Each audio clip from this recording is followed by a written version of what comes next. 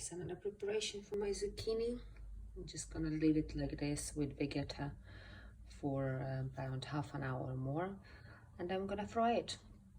Okay, so now they are in the pan and frying nicely. That one is a red,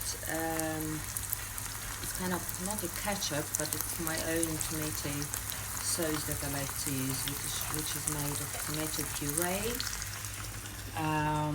a little bit of garlic, coconut sugar, hot water. What else did I put in there? Sweet and sour sauce as well.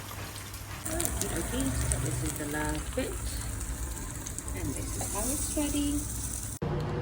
And if you like my cooking, perhaps consider to subscribe to my channel, hit the bell so you get a reminder, and don't forget to like it.